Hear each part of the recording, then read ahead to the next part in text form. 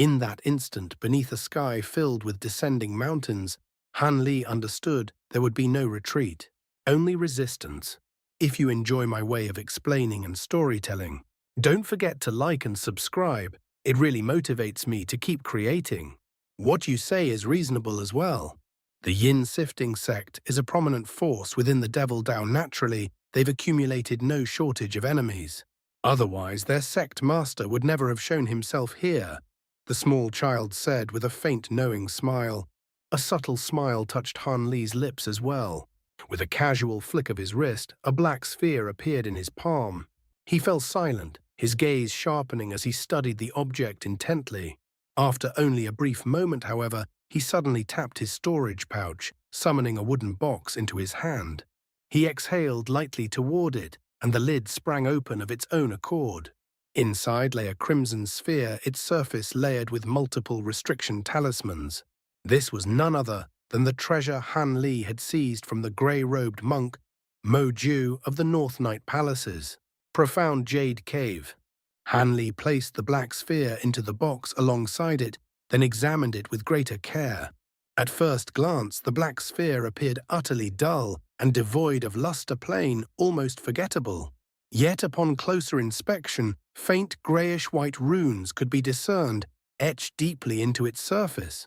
Extending his spiritual sense inward, Han Li discovered clusters of inky black mist swirling within. These miniature clouds churned restlessly, surging and colliding, each strand brimming with a dense, terrifyingly pure devilish qi. Only after a long while did Han Li withdraw his gaze. He then turned his attention back to the crimson sphere. After a brief probe, he detected an astonishing reservoir of fire-attributed spiritual power hidden within. He stroked his chin, a contemplative expression settling over his face. I never imagined that thunder bombs could be refined in the human world, even in ancient times. I wonder, did ancient cultivators discover the method themselves, or was it bestowed by someone from the spirit realm? If it's the former, then so be it. But if it's the latter, that person likely harbored ill intentions, the small child said with a soft sigh. Han Li's brows knit slightly in surprise. Thunderbombs. They originate from the spirit realm. But from my soul search, that man believed them to be something called immortal vanquishing beads. Their power is extraordinary. Even a deity transformation cultivator would struggle to survive a direct hit unscathed. The shape differs somewhat from what I remember, but there's no doubt these are thunderbombs. The ones you possess are crude, likely flawed products cast off from the spirit realm. Even so, in the human world, they more than deserve the name immortal vanquishing beads. The small child replied calmly, "These are treasures used by spirit realm cultivators." Han Li asked, frowning slightly. "They can be used by cultivators, yes, but originally they were refined for mortals. Only later did they spread into cultivation circles. They are among the few powerful tools that mortals in the spirit realm can wield without any magic power. However, their immense destructive force and the complexity of their refinement mean that cultivators rarely bother to create them. Very few even know the method. And I am not among them," the child explained. "Even mortals can use them. Then why would cultivators go to the trouble of refining such things?"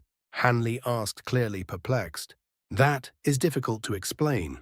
Once you ascend to the spirit realm, you'll come to understand it yourself," the child replied vaguely. Han Li had more questions on his tongue, but this concerned the spirit realm, something far beyond his current reach. In the end, he simply closed the wooden box, storing the two spheres away and setting the matter aside. Still, obtaining such formidable treasures was undeniably a boon. Perhaps one day they would prove invaluable. In the distance, the ghostly heads conjured by the unbroken Cinque devils had already crushed the three corpses to the ground. Though they possessed mid-nascent soul stage power, their movements had been severely hindered, leaving them utterly defenseless. The five devils descended upon them without restraint, devouring their bodies and greedily absorbing the pure corpse qi within. Han Li knew the corpses would soon be completely consumed. His thoughts drifted instead to the Yin sifting sect. With his current abilities, once he understood the sect's defensive restrictions, Infiltrating it would be a trivial matter. Half a year later, the entire Great Jin was thrown into turmoil. Within those short 6 months, 7 or 8 nascent soul cultivators from the Yin sifting sect, including the sect master, had vanished in rapid succession. Their soul lamps, housed within a secret chamber of the sect, had all extinguished completely, leaving no doubt that they were dead. Even more unsettling was the fact that more of these cultivators had perished within the sect than outside it. It was as though an invisible predator had slipped into their midst, hunting their strongest members one by one. After the first elder's death, the sect's leadership conducted a thorough search and activated every restriction formation available. Yet their efforts bore no fruit. One elder after another continued to fall. Fear spread like wildfire. In the end, the remaining elders were forced to remain in tightly bound groups, never separating. Only then did the killings within the sect cease. But those sent outside on errands began dying in quick succession instead. Panic gripped every nascent soul cultivator in the Yin sifting sect. In just half a year, nearly half of their nascent soul elders had perished. It seemed that almost every few days another would fall. Combined with the disappearance of their sect master, the sect's strength was catastrophically diminished. All remaining elders were urgently recalled and ordered to remain together at all times. Only then did the nightmare finally subside, and the terrified upper echelon of the sect could at last breathe a collective sigh of relief. But despite their desperate attempts to suppress the news, it inevitably leaked. And when it did, the consequences were immediate. The other major sects wasted no time.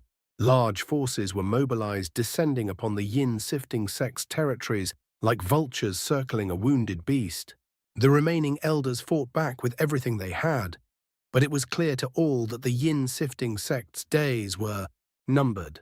Once one of the 10 great sects of the Devil Tao, it had earned both glory and countless enemies. Now, in its moment of weakness, few hesitated to hasten its fall. Thus, countless factions descended upon the once mighty colossus, tearing it apart piece by piece. High above a barren stretch of land, over a dozen cultivators hovered in the air. They stood divided into 2 distinct groups, a clear boundary separating them. At the center, however, 2 young men were locked in fierce combat. One wielded an azure flying sword, the other a crimson saber.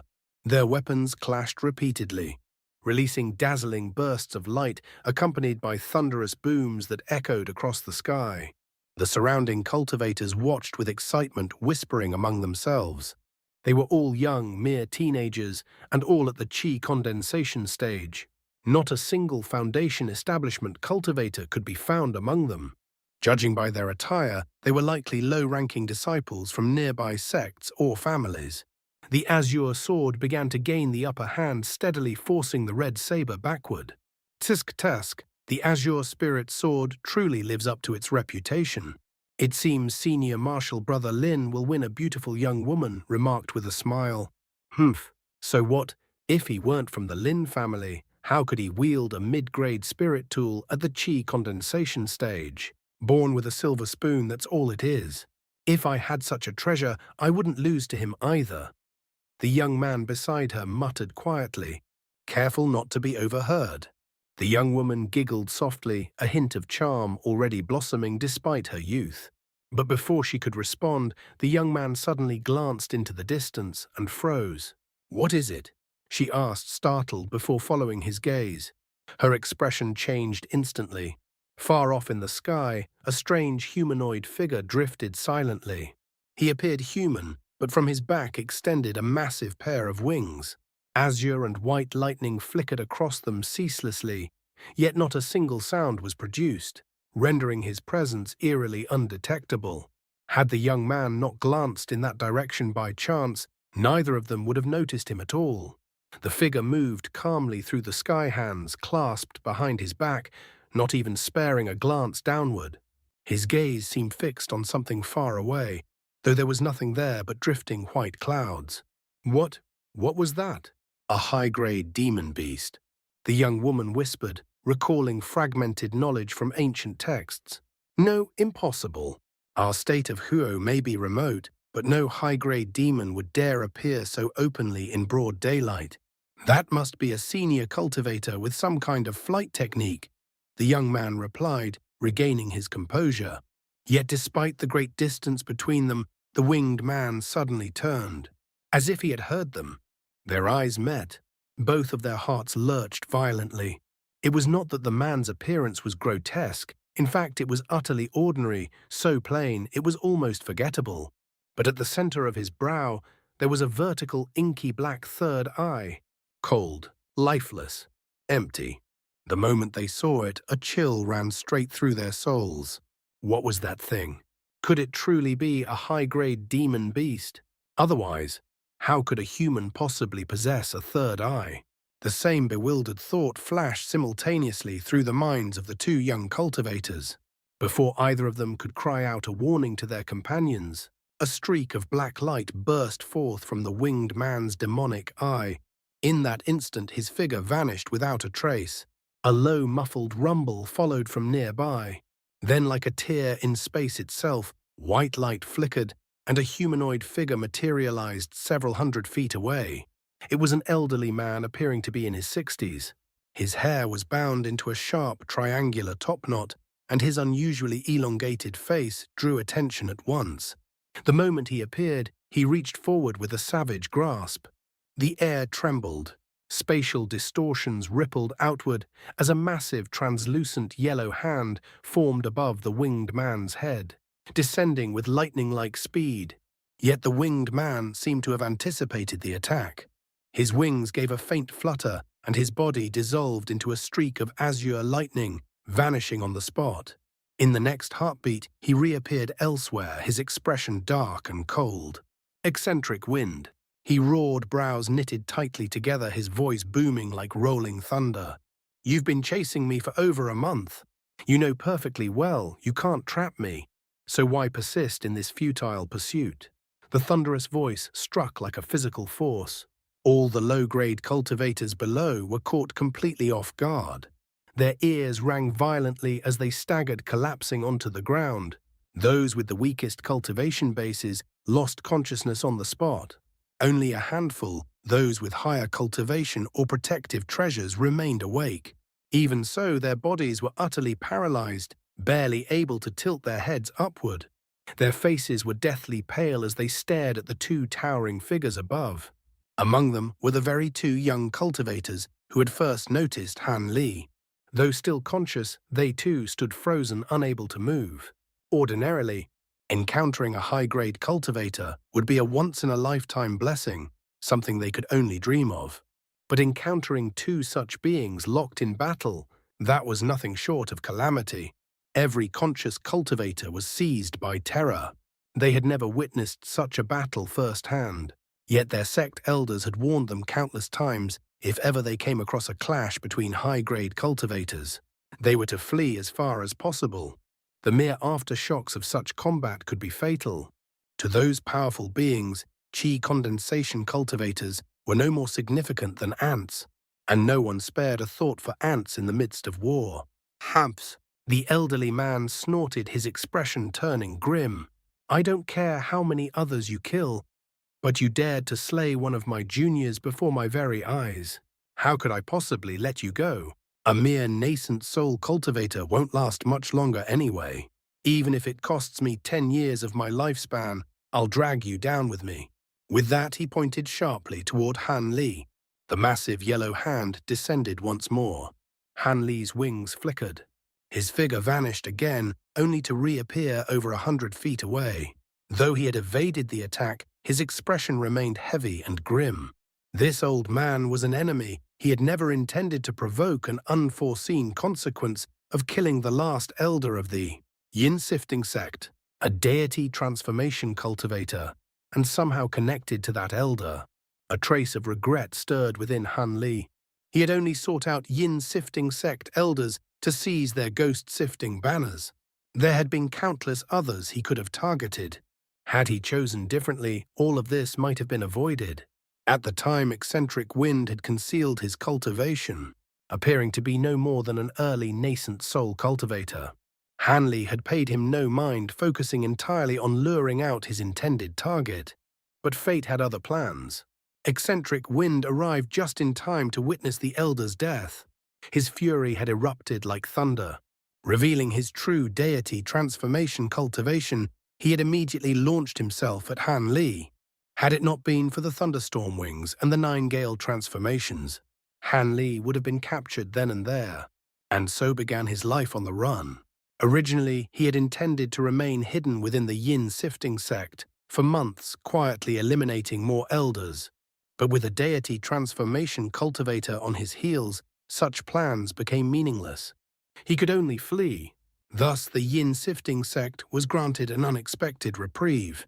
At his current level, deity transformation cultivators were the only beings he truly feared, and by a cruel twist of fate, one of the very few in the human world was now hunting him relentlessly. Worse still, this eccentric wind was willing to burn his own lifespan just to bring him down.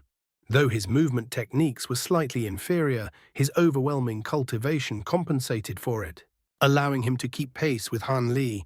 Somehow, he had even placed a tracking method on him. No matter how far Han Li fled, he would always be found again. Han Li had inspected himself repeatedly, yet found nothing. This only deepened his caution. Rather than continuing to flee endlessly, he resolved to wear his opponent down. With his supply of myriad-year spirit milk, he intended to exhaust eccentric Wind's magic power completely before making his escape. But after half a month, Han Li was left speechless. Eccentric Wind showed no signs of weakening. Perhaps he too possessed myriad-year spirit milk. Whatever the case, he pursued relentlessly across several regions, his spiritual chi as steady as ever. And so, on multiple occasions, Han Li had come perilously close to capture, only escaping through the use of his treasures. During these encounters, Han Li had attempted negotiation. After all, he wasn't even a member of the Yin sifting sect. There was no need for a life-and-death struggle. But eccentric Wind, frustrated and humiliated by his inability to capture a mere nascent soul cultivator, rejected all reason. Instead, he urged Han Li to surrender, promising him a swift and painless death. Han Li had simply rolled his eyes and ignored him. Thus, their deadly game of pursuit continued for days, until they arrived here. At last, Han Li chose to stop. This would be the moment he faced a deity transformation cultivator head-on and measured the gap between them. If he could force eccentric Wind to realize the cost of killing him would be unbearably steep, then perhaps the chase would finally end. Otherwise, he would eventually exhaust the divine Devilbane lightning within his azure bamboo cloudswarm swords, and when that happened, true danger would follow. What Han Li did not know was that eccentric Wind, for all his bluster, found him equally troublesome. Han Li's magic power far exceeded that of a typical late-nascent soul cultivator. This had been clear from the start. But what truly vexed the old man were the thunderstorm wings. Even with superior cultivation and formidable movement techniques, he had failed to capture Han Li. At this point, it had become a matter of pride. In truth, his connection to that Yin sifting sect elder was tenuous at best, a distant descendant of one of his juniors. But as more elders fell, suspicion arose that a deity transformation cultivator was behind it all. Thus they had sought his aid. Out of lingering ties and perhaps a trace of sentiment, he agreed. He marked the elder with a secret technique, making him recognizable to other deity transformation cultivators, and sent inquiries to determine the culprit. Afterward, he concealed his cultivation and prepared to leave the matter behind. Whether the Yin sifting sect survived or perished meant little to him. But in a single moment of carelessness, Han Li had killed the elder right before his eyes. If Han Li had truly been a deity transformation cultivator, eccentric Wind would have swallowed the loss. Battles between equals carried too steep a price. But upon realizing Han Li was only at the late nascent soul stage, he chose to kill. Yet even now, after a month of pursuit, he had failed. Years of lifespan had already been spent. Nearly half of his myriad-year spirit milk was gone. And still he could not catch him. To give up now, that was unthinkable, especially when the treasures Han Li wielded were so enticing. Meanwhile, a slow-burning fury was also kindling within Han Li, stoked relentlessly by eccentric wind's unyielding pursuit. Ever since advancing into the late nascent soul stage, he had yet to truly unleash the might of his two divine spirit treasures. Moreover, each of his 72 flying swords had been tempered with auric essence, yet even he could not fully fathom the extent of power his aureate sword formation now possessed. Still, one thing he knew with absolute certainty: even a deity transformation cultivator would not emerge unscathed if ensnared within its domain, and beyond that, he still held the immortal vanquishing beads, silent deadly assurances hidden in reserve. Weighing everything carefully, Han Li reached a decisive conclusion. He had more than enough at his disposal to stand and fight. Thus, when the colossal yellow hand came roaring toward him once again, he no longer fled with his thunderstorm wings. Instead, a flash of piercing golden radiance cleaved the air, his sword projection slicing cleanly through the massive hand, annihilating it in an instant. Han Li's sudden counterattack caught eccentric wind off guard, and his eyes narrowed, a flicker of calculation surfacing within them. He had already found it strange that Han Li had ceased fleeing. His previous strike had merely been a probing test, but now seeing Han Li retaliate so decisively, he understood at once this late nascent soul cultivator had chosen to face him head-on. Eccentric Wind's expression remained calm, yet a surge of exhilaration rose quietly in his heart. Had Han Li continued to flee, he might have had to reconsider the cost of further pursuit, especially the toll it would take on his lifespan. But now there was no need for hesitation. If Han Li stood his ground, then Eccentric Wind would seize this chance to kill him and claim his treasures in one fell swoop. Without another word, he exhaled softly and placed a hand atop his own head. A flash of blue light burst forth, revealing a hexagonal jade plate, an ancient artifact etched with enigmatic, multicolored runes that shimmered faintly across its surface. The moment it appeared, a sinister smile crept across Eccentric Wind's face. If he was to end this swiftly, he would crush his opponent outright, minimizing the lifespan he would have to sacrifice. From their earlier exchanges, he already knew Han Li was far from ordinary. Powerful techniques, formidable treasures, this was no opponent to be underestimated. And so, without hesitation, he summoned his most formidable weapon.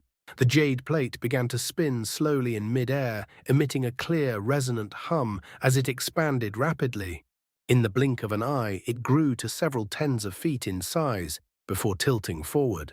Its face aimed directly at Han Li. A sharp blue glow flickered across its surface as though something within was about to awaken. Han Li's heart stirred at the sight. Without delay, he swept both sleeves outward. Dozens of tiny golden swords shot forth, instantly multiplying into 72 flying swords, each about a foot in length. With a swift hand seal, the swords trembled, then split into hundreds of identical blades. They danced through the air like a shimmering storm, merging into a vast sea of golden light, a breathtaking, almost overwhelming spectacle.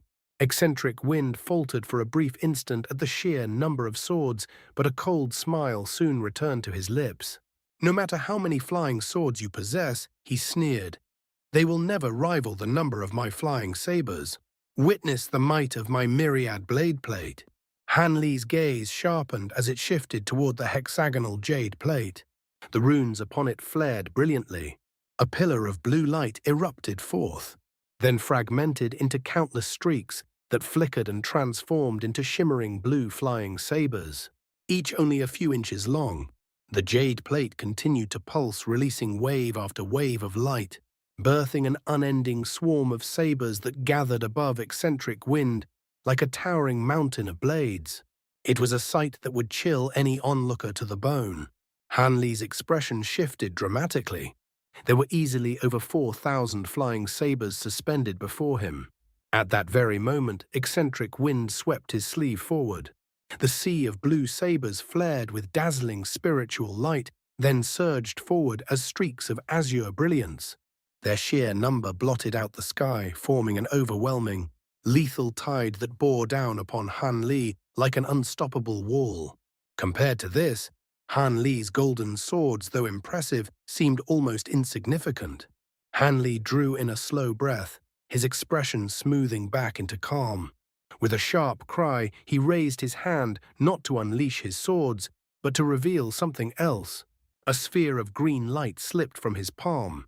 Within it, a wooden ruler gleamed faintly. The eight-spirit ruler.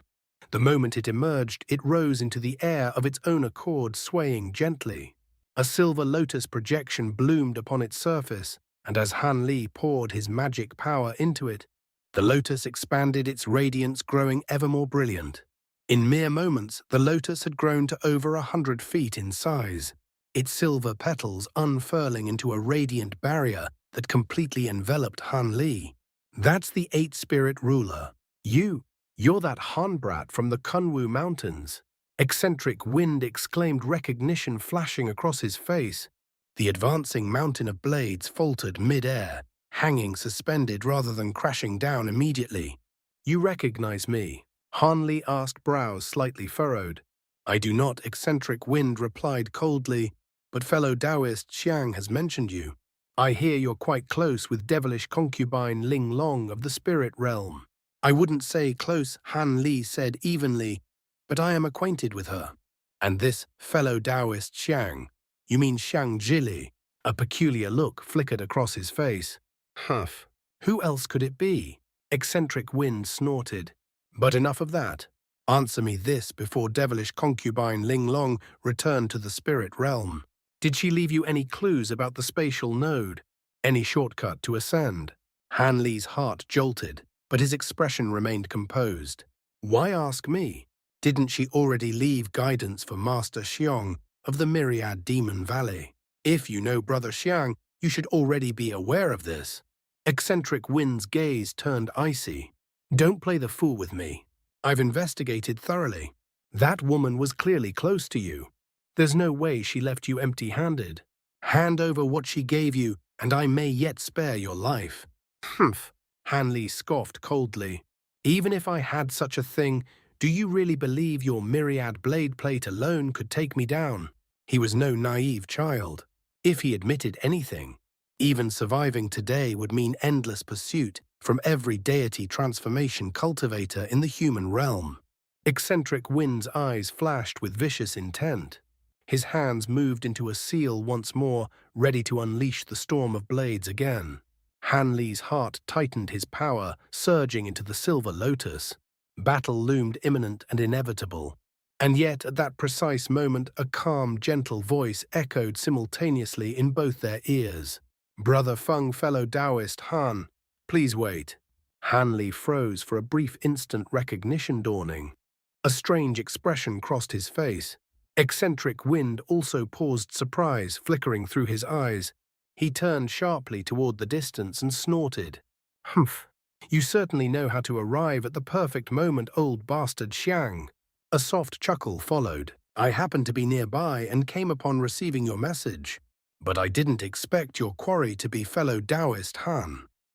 Now this puts me in quite the dilemma. Whom should I support? A streak of yellow light appeared in the distant sky, shooting forward like lightning. In mere flashes it arrived before them. The light faded, revealing an elderly man with wizened features, narrow eyes, and a faint knowing smile. Zhili, senior martial brother Xiang. Han Li immediately cupped his fists in salute. I did reside in Yellow Maple Valley for a time, Zhili said warmly, so your address is not misplaced. But truly, junior martial brother Han, you never cease to amaze. Who would have thought that the Qi condensation disciple I once knew would reach such heights?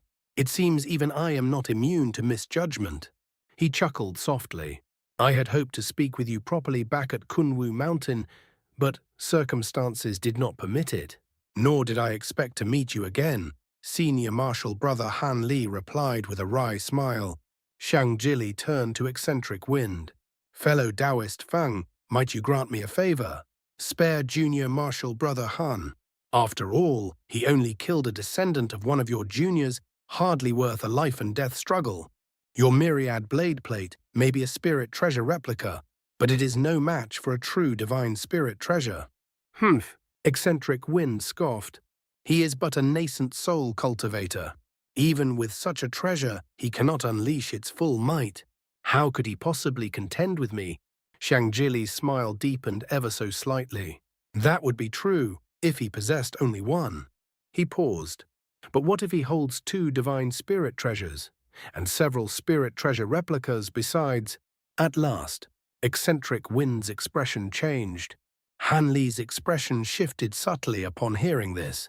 How did Zhili know that he possessed more than one divine spirit treasure? Yet the answer came to him almost at once. This information must have been leaked by the North Night Palace. Many years ago, Master Arctic Dragon had already suspected that he held the Heaven Void Cauldron, and it was only natural that such a matter would have been discussed among the palace's upper echelon. Otherwise, Zhili might have learned of it from the scattered star seas. The man's whereabouts had always been elusive. There would be nothing strange about him having ventured there. Several possibilities flashed through Hanli's mind in quick succession, and a trace of vigilance surfaced in his eyes. Zhili seemed to perceive his unease and smiled faintly. There's no need for concern, Junior Marshal Brother Han. Divine spirit treasures may be objects of intense desire for ordinary cultivators.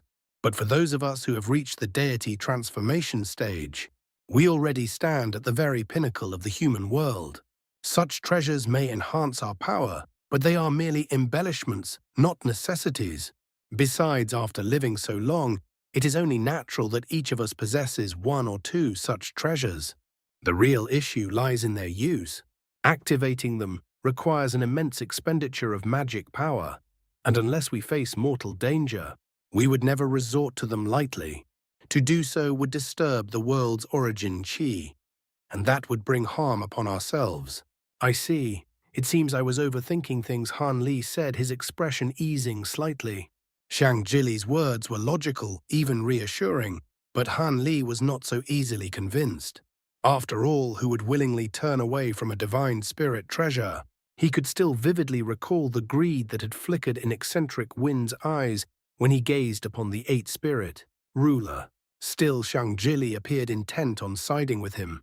Whether out of caution toward Han Li's strength or for some deeper motive, the reason remained unclear. Han Li's thoughts churned silently, searching for an explanation. What exactly are you implying, Brother Xiang? Eccentric Wind scoffed. Why insist on siding with this brat? Even if he possesses 2 spirit treasures, I could still crush him so long as I'm willing to sacrifice 10 years of my lifespan. You underestimate Junior Marshal Brother Han. Brother Feng Zhili replied, shaking his head, his tone grave. Even if you fought with everything you have, there's no guarantee you could kill him. What is certain, however, is that you would have to sacrifice decades, perhaps even over a century of your lifespan. Are you truly willing to pay such a price over a trivial matter? Over a century? Eccentric Wind's heart trembled.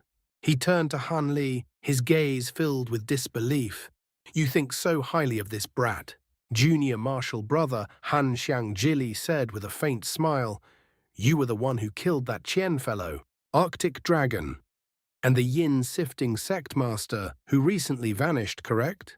They were all slain by me, Han Li replied calmly, without the slightest ripple in his tone.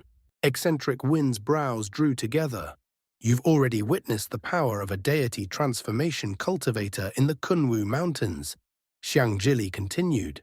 Based on that, if you were to fight Brother Feng now, what outcome do you foresee? Han Li fell silent for a moment, carefully weighing his answer.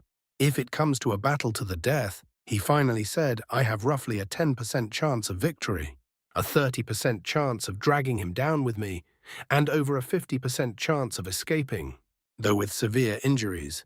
Even Zhili was momentarily stunned before bursting into laughter. Junior Marshal Brother Han, I know you are formidable, but isn't that rather excessive? Leaving everything else aside, you claim a 30% chance of taking Brother Feng down with you. On what basis? Eccentric Wind let out a cold, mocking chuckle. Han regarded Zhili steadily. Then, with a flick of his sleeve, a crimson sphere appeared in his palm. That is an immortal vanquishing bead. Both deity transformation cultivators recognized it instantly. The contempt on eccentric Win's face vanished without a trace. Hanli said nothing further. He simply raised his other hand and revealed a second sphere, this one black. Even Zhili's composure faltered. I happen to acquire a few of these, Hanli said evenly. If fellow Taoist Feng insists on a battle to the death, then death may very well be his destination. Azure light flickered across his palms and the two beads vanished once more. Eccentric Wind and Zhili exchanged a glance. In each other's eyes they saw the same flicker of unease. If there was anything in this world that even deity transformation cultivators had to treat with caution. Immortal, vanquishing beads were undoubtedly among them. A direct hit would be no trivial matter. If Hanli truly possessed 4 or 5 of them, then his claim of mutual destruction was no exaggeration. I never expected you to hold such formidable treasures, Junior Marshal Brother Han, Zhili said after a brief pause, his smile returning. However, I trust fellow Taoist Feng will be willing to let past grievances fade. There will be no need to resort to such extremes. Your abilities far surpass those of cultivators at the same level. It is no insult for us to regard you as an equal. What say you, Brother Feng? Eccentric Wind's expression shifted repeatedly before he finally snorted. Fine. I'll concede to your judgment, Brother Xiang. We can set aside our differences, but he must answer my questions regarding spatial nodes. Haha. I intended to ask the same, Zhili added with a chuckle. No need for denial, Junior Marshal Brother Han. Once you reach the deity transformation stage, you too will seek ascension to the spirit realm through a spatial node. In that case, why not join forces with us? Join forces, Hanli repeated, slightly taken aback. Indeed, you likely possess information we lack. However, your focus will be on breaking through to the deity transformation stage. You won't have the time to search extensively. If we discover a viable spatial node all of us can benefit, cooperation would serve us all. What do you think? Eccentric Wind stared intently at Hanli, awaiting his reply. Hanli frowned slightly, his gaze lowering as he sank into thought. Zhili hovered calmly in the air, his smile unhurried, as if he were certain of the outcome.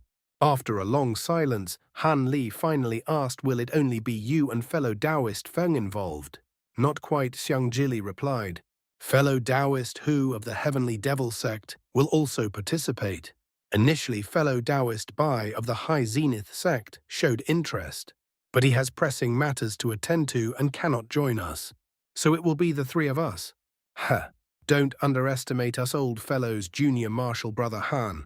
Aside from Old Devil Che of the Myriad Demon Valley, we are the only deity transformation cultivators in Great Jin. So few, Hanli said, genuinely surprised. I thought that in a cultivation holy land like Great Jin there would be at least 7 or 8. 3 or 4 centuries ago, there were 2 others, Zhili said with a wry smile.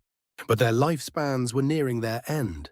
In desperation, they attempted an extremely dangerous secret technique, and both ultimately perished in self-detonation. Hanli sighed faintly. I recall Fairy Ling Long left behind information regarding dozens of spatial nodes. Have none proven viable? He asked. Not entirely, Zhili replied. But it was Eccentric Wind who answered next. We found 3. However, 2 are completely sealed by violent spatial storms. Entry would mean certain death. The 3rd can be accessed, but it's highly unstable and could collapse at any moment. We didn't dare risk it. As for Old Devil Che, he once discovered a spatial node near the North Night Palace. But the Palace Master caught wind of it and detonated the Heaven Void Hall, destroying the node entirely. He nearly coughed blood from sheer rage. Despite his solemn tone, there was unmistakable amusement in his voice. So that's what happened, Hanli murmured. I had wondered why so many high-grade demon beasts attacked the North Night Palace back then. But isn't the Palace Master afraid of retaliation? He wouldn't dare, Zhili replied coldly. This is the human world dominated by our kind. Throughout history, human deity transformation cultivators have far outnumbered demonic ones. Old Devil Che has survived this long only because no one has deemed it worth the trouble to hunt him down. But he knows his place. That is why we've tolerated the existence of the Myriad Demon Valley. Even so, he was forced to make an agreement his true body cannot leave the valley without cause, and he is forbidden from indiscriminate slaughter. Otherwise we would unite and eliminate him. I understand now, Han Li said, nodding slowly. That explains why such a large demonic force has been allowed to exist. Eccentric Wind suddenly spoke again. However, I've recently heard that Old Devil Che may have discovered another spatial node. Whether it's true or usable, I cannot say. There's no need to dwell on that, Zhili said with a faint chuckle. Fellow Taoist Hu and I have already examined it. Only Old Devil Che can enter. It requires the physical resilience of a demonic body. Even then, spatial storms still rage at the entrance. Though weaker than the others, they remain lethal to us. Haha. It seems Old Devil Che intends to rely on his formidable physique to force his way through. Is Old Devil Che truly planning to enter that spatial node? This was clearly the first time Eccentric Wind had heard such news, and a flicker of alarm surfaced in his eyes. Indeed, Zhili replied gravely. He will likely spend a century or two making preparations. Entering a spatial node is an undertaking fraught with peril. One must be as thoroughly prepared as possible. Then, it would seem Old Devil Che's lifespan is nearing its end, Eccentric Wind said with a faint forlorn sigh. Otherwise he would never act so hastily. He would bide his time and search for a more suitable node. He refused to speak of it in detail. Zhili said, his expression dimming slightly. But that is most likely the case. A schemer as cunning as he would not act so recklessly without reason. In truth, it is not only him. Our own lifespans will also reach their limits within the next few centuries. A brief silence followed, tinged with an unspoken weight. Fellow Taoist Han Eccentric Wind said at last, turning toward him, his gaze carrying a trace of quiet melancholy. We've said all that can be said. What is your decision? Han Lai remained calm as he replied, I believe Senior Marshal Brother Xiang speaks wisely. I do not have the luxury of time to search for spatial nodes on my own, so I am willing to share the information I possess. However, I do have one condition. He paused briefly before continuing, his voice steady. If you truly find a suitable spatial node, I hope you will inform me immediately, so that I may examine it in advance and make the necessary preparations. Zhili broke into a smile at once. That hardly counts as a condition, he said with a light chuckle. We would have done so even without your request. In fact, when the time comes, we may even enter the spatial node together. It would be safer for all of us. Clearly relieved that Han Li had not proposed anything unreasonable, Zhili appeared genuinely pleased. Han Li nodded. With a casual flick of his wrist, a streak of white light shot toward Zhili, a simple white jade slip. Zhili's eyes lit up as he caught it. After probing it with his spiritual sense, delight spread across his face. This contains not only detailed information on spatial nodes, but even methods for setting up formations to aid in entering them, he said, visibly elated. Junior Marshal Brother Han, you've been exceedingly generous. Rest assured, we will not break our promise. With that, he produced 2 jade talismans from his sleeve and tossed them toward Han Li. Take these myriad distance talismans. Once we locate a spatial node, we will contact you immediately. Han Li caught them and stored them away without hesitation. Throughout the exchange, Eccentric Wind had been quietly observing him. The chill in his expression softened ever so slightly upon seeing Han Li hand over the jade slip. By the way, Junior Marshal Brother Han Zhili added, as he tucked the slip away, there is something you should know. With your current power, ordinary late nascent soul cultivators are no match for you. As such, you must now abide by the rules established among us, Deity transformation cultivators. Han Li blinked in mild surprise. There are rules among Deity transformation cultivators. It is not an extensive code, Zhili replied with a faint smile. But beings at our level wield far too much power. If left unchecked, a single cultivator could disrupt the entire order of the human world. His tone grew more serious. Thus, long ago, agreements were established. Deity transformation cultivators are forbidden from engaging in conflicts with one another, and we are not to interfere in the affairs of the cultivation world. Your actions at the yin sifting sect, killing so many nascent soul cultivators, including a great cultivator, have already caused considerable upheaval in the great Jin. He paused briefly before continuing. Of course, you were unaware of these rules at the time, and you are not yet a deity transformation cultivator, so we will overlook it on this occasion. However, your strength already surpasses that of ordinary great cultivators. As such, these rules should apply to you as well. At the very least, you must refrain from slaughtering large numbers of nascent soul cultivators in a short span, or doing anything that would severely destabilize a sect. These rules may seem restrictive, but they also protect you. From now on, other deity transformation cultivators will not be free to attack you at will. Han Li was momentarily taken aback, but soon a faint smile appeared. That is acceptable, he said calmly. I rarely involve myself in sect affairs to begin with. As for the yin sifting sect, they were the ones who sent people to the heavenly south region to hunt me down first. I merely returned the favor. That matter is behind us, Zhili said with a dismissive wave. As long as you do not repeat such actions, no one will pursue the issue further. He suddenly shifted the topic. What are your plans in the near future? If you have nothing urgent, why not accompany Brother Feng and me to Devil Cliff Mountain? We can introduce you to Brother Hu. He has recently taken several new concubines and invited me to attend the ceremony. I assume you received the invitation as well, fellow Taoist Feng. I did, eccentric Wind replied with a faint snort. Otherwise, why would I be here? I heard all three of his new concubines are early nascent soul cultivators, and each one a rare beauty. He shook his head, half amused, half exasperated. Now that I think about it, is this the 5th or 6th time we've been invited for such a reason? That old devil certainly has boundless energy. With so many concubines already, he still isn't satisfied.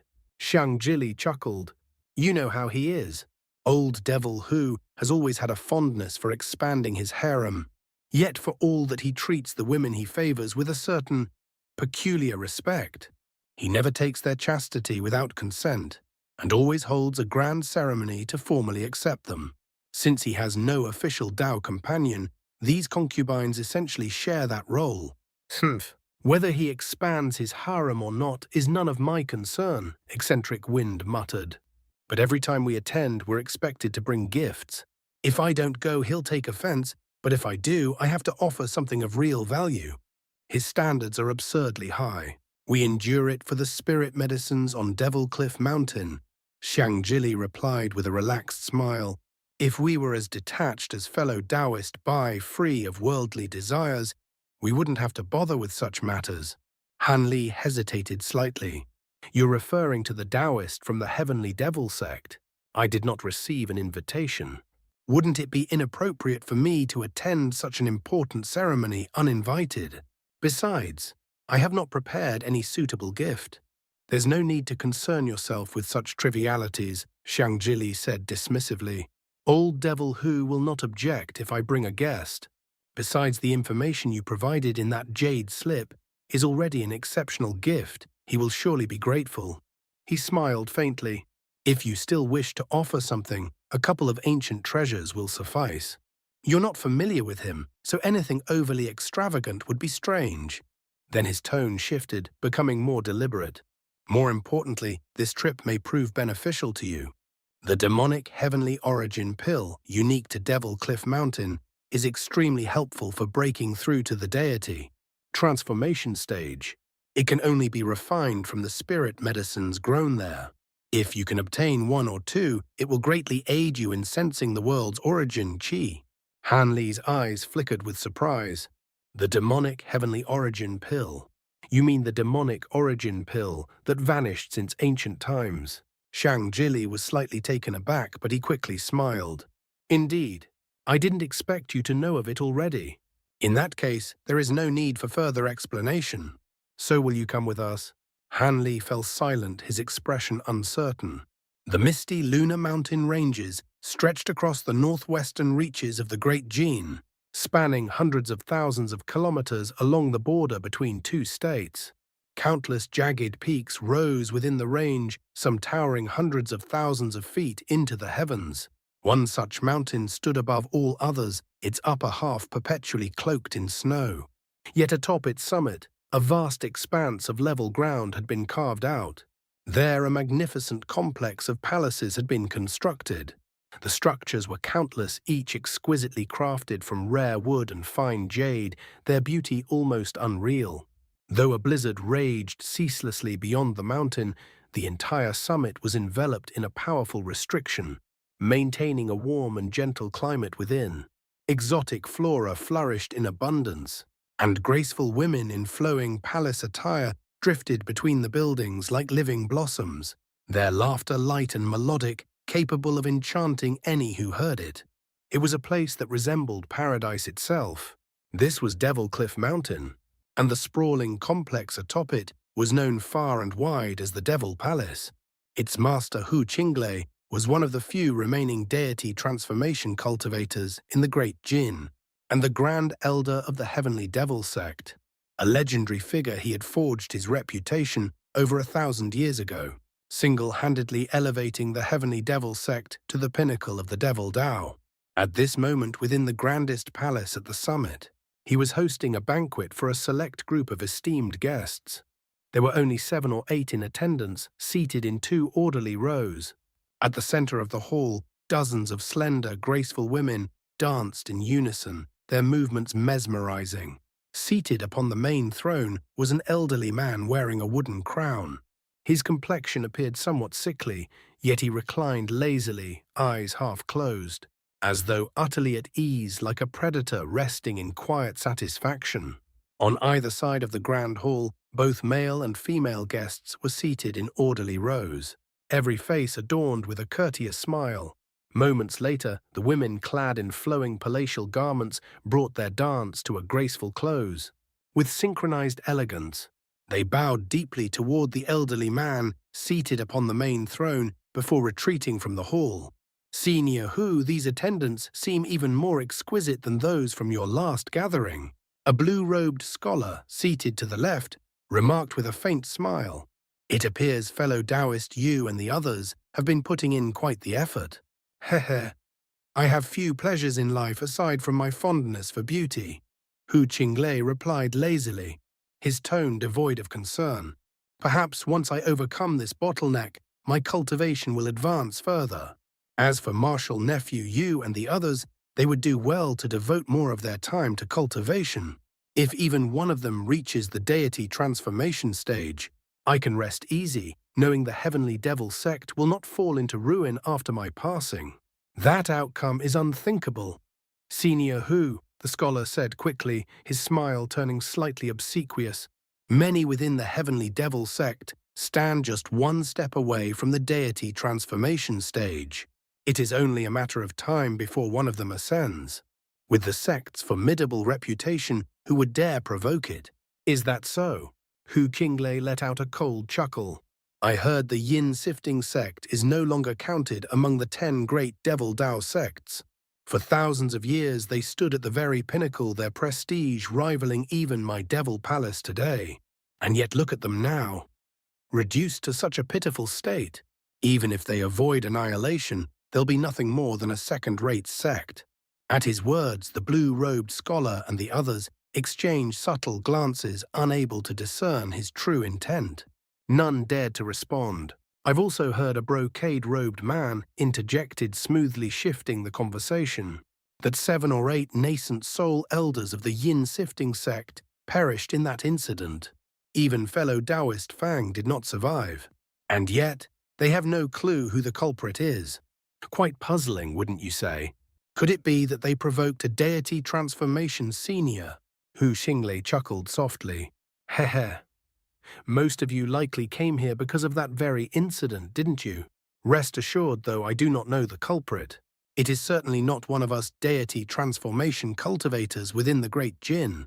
If it were, how could I remain unaware? It is more likely an external force.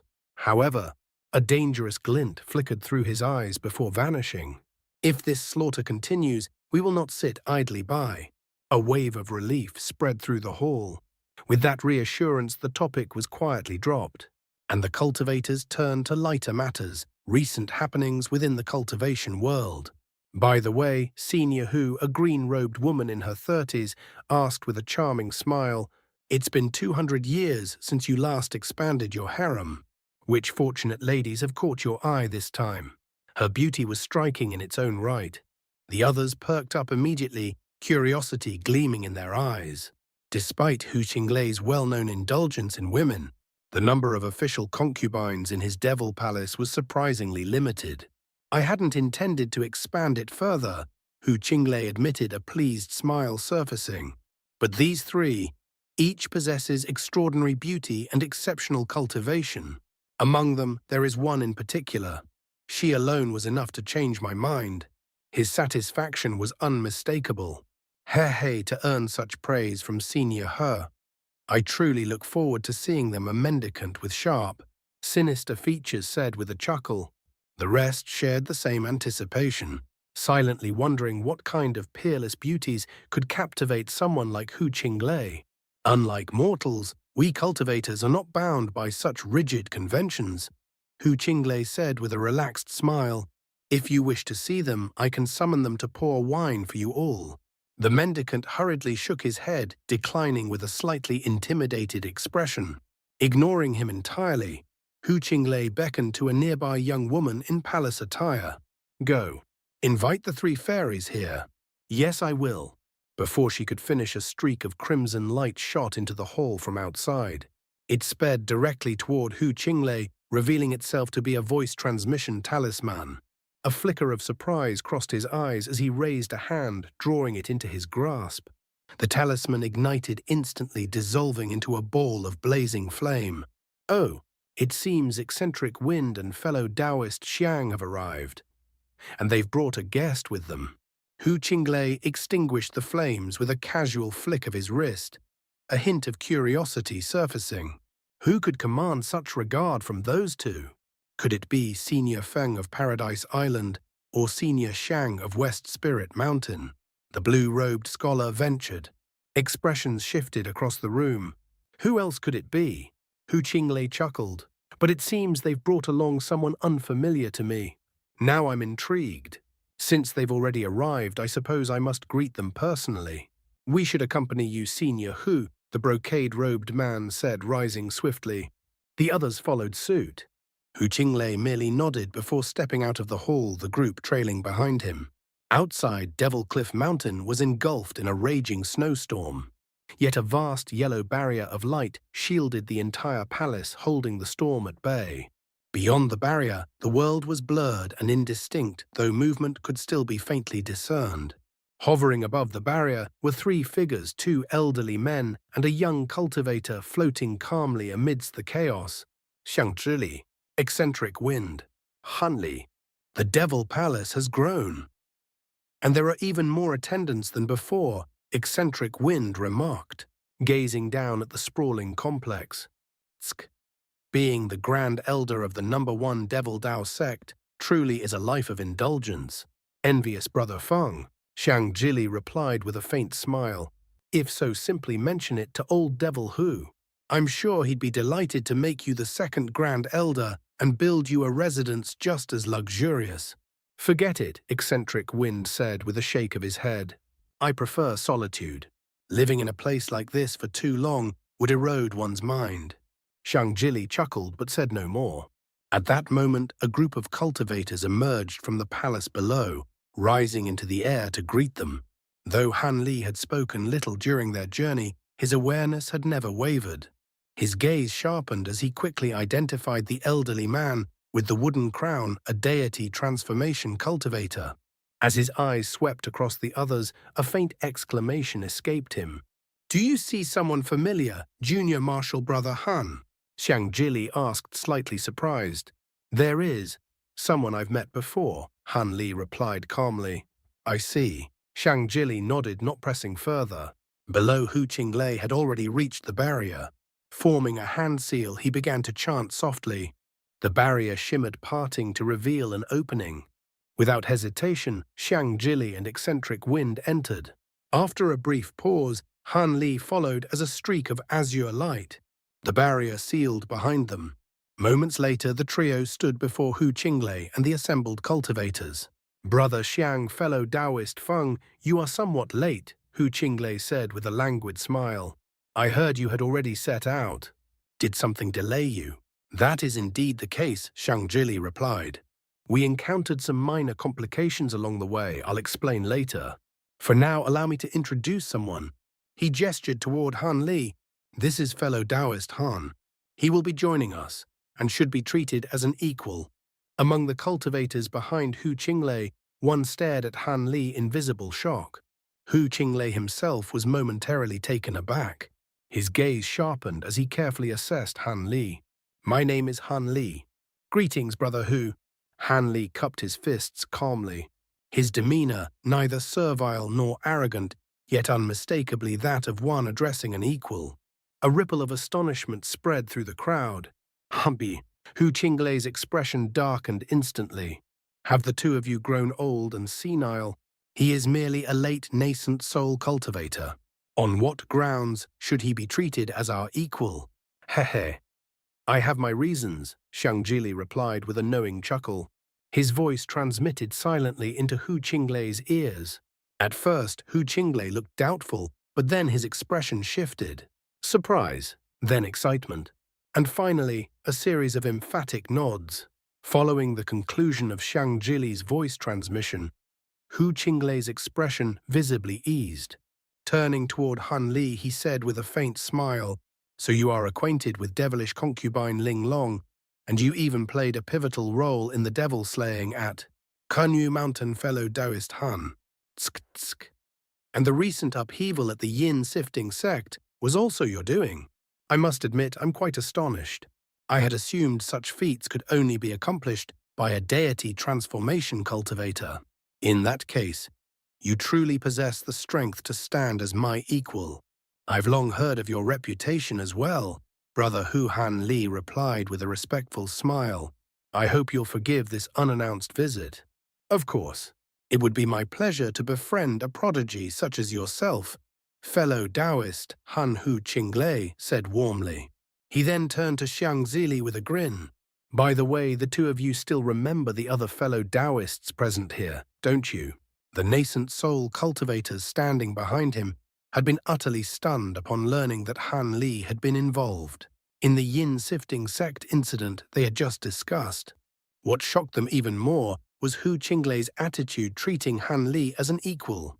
Only after Hu Qinglei's prompt did they hastily step forward, offering respectful salutes to Zhili and eccentric Wind. The two merely waved their hands in casual acknowledgement. However, after completing his greeting, one of the nascent soul cultivators suddenly turned toward Han Li and cupped his fist. A trace of envy flickered across his face. "Congratulations, Brother Han.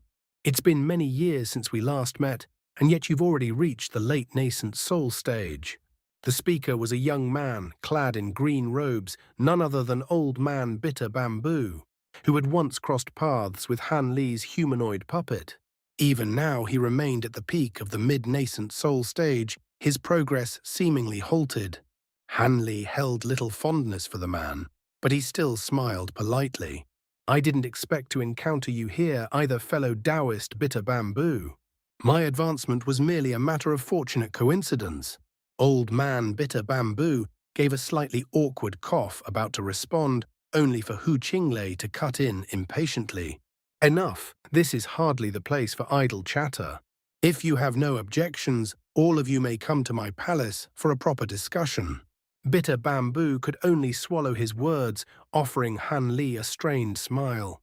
Moments later, the group descended together, heading toward the grand palace from which Hu Qinglei and the others had emerged. Once inside, everyone took their seats.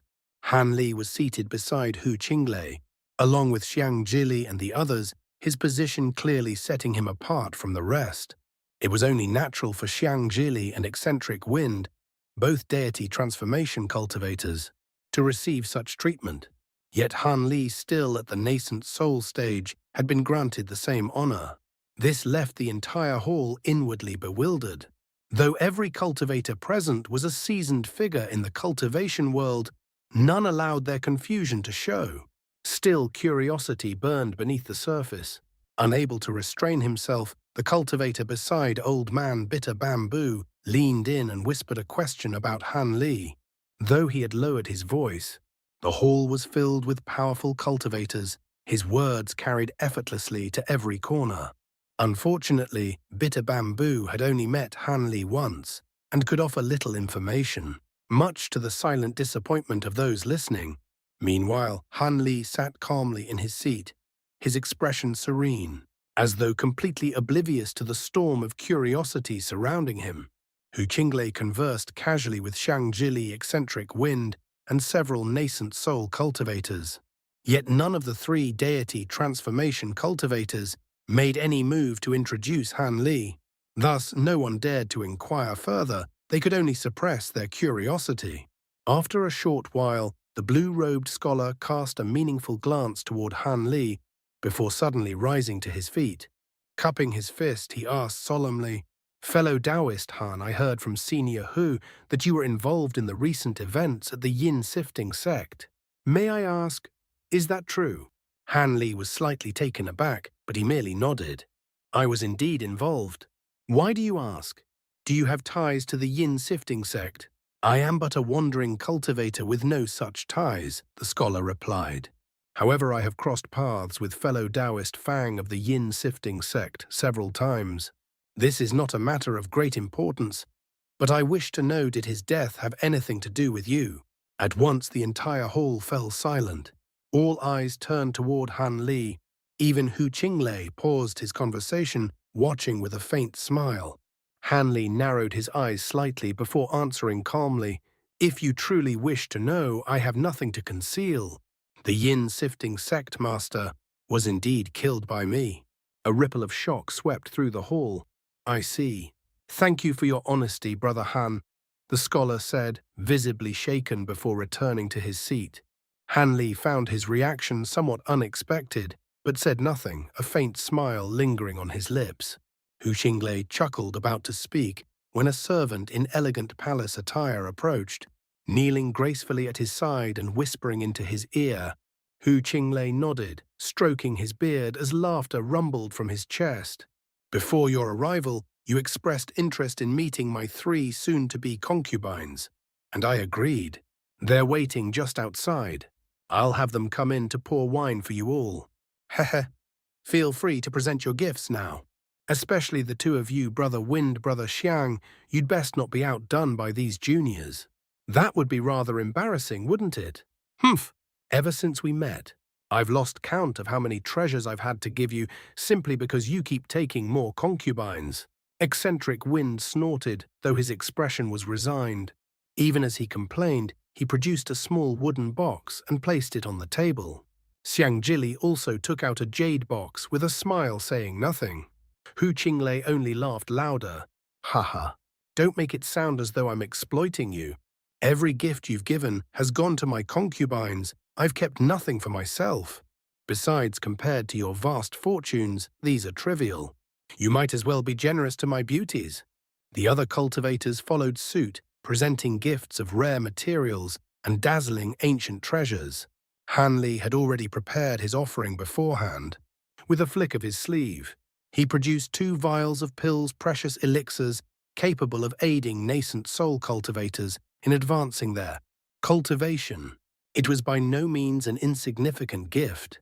Just as Han Li was observing the offerings, footsteps echoed from beyond the palace gates.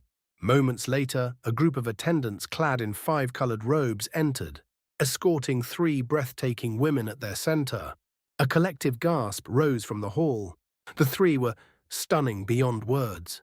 One was petite, her skin pale as snow, her features as delicate as carved jade. Another possessed a graceful, alluring figure, her eyes shimmering with a seductive charm that seemed capable of ensnaring the soul. The final woman was slender and elegant, her long black hair flowing like silk. Her beauty was equally striking, but her expression was distant, cold. Each of the 3 was extraordinary.